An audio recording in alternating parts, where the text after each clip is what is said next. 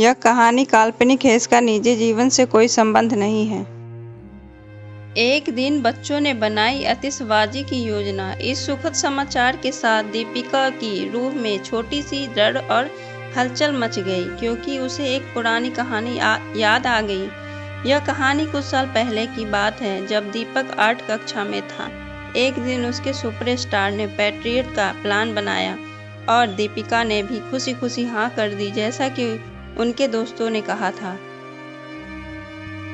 एक पुरानी कहानी याद आ गई। इस रेस्तरां का स्थल पावगढ़ था और इसमें पूरे स्कूल के बच्चे शामिल हो रहे थे। इसके लिए करीब 15 बजे तैयार जगह, जो सभी बच्चों के लिए यात्रा के लिए उपलब्ध है।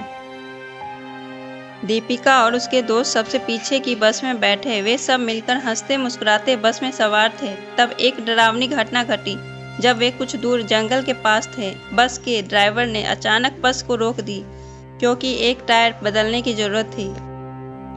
ड्राइवर ने बाहर आकर देखा कि टायर मोटा हो गया है। वह तुरंत बस को सुरक्षित रूप से बाहर ले आई और बच्चों से कहा कि टायर टूटने में लगभग 2 घंटे का समय लगेगा, इसीलिए वे ढाबे में जा सकते हैं, जहां वे गर्म चाय पी सकते हैं। उन्होंने सभी को साथ में रहने की सलाह दी। बच्चा उतरकर ढाबे क्षेत्र के पास, जहां एक बूढ़ा आदमी चाय बना रहा था।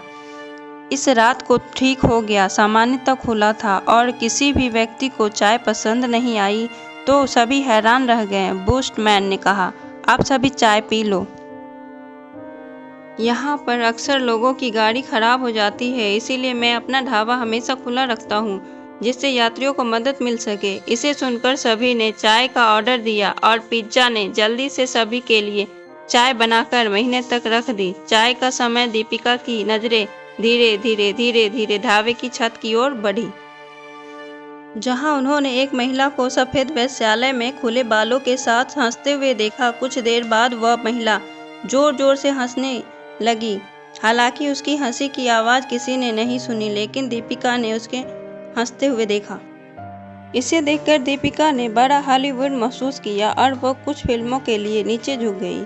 उन्होंने चाय वास्तुकला का निर्माण शुरू किया, लेकिन कुछ समय के लिए जंगल की ओर से किसी के चिल्लाने की आवाज़ आई।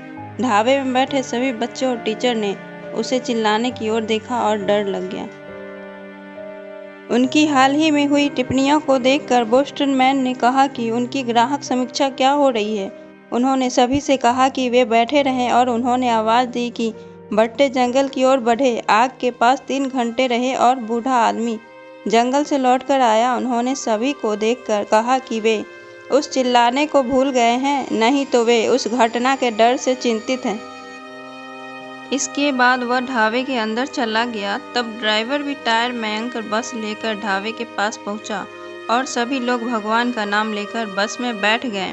टीचर में बस स्टूडियो में ही सबको कहा कि किसी दूसरे से बात नहीं करनी है और सब सीधे सो जाएंगे। टीचर की बात का पालन करते हुए सभी बच्चे बस में ही सो गए। इसके बाद स्मारक पर अंतिम संस्कार के साथ वे 1 सप्ताह के बाद खुशी खुशी अपने घर वापस आए। स्मारक के साथ अंतिम संस्कार की यात्रा की। आतिशबाजी पर जाने वाले दूसरे बच्चों से उस रात की घटना के बारे में कुछ नहीं बताया गया, क्योंकि टीचर ने मना किया था। लेकिन दावत के बाद सभी ने अपनी दोस्तों और दूसरी कक्षा के बच्चों को इस डरावनी घटना के बारे में बताया।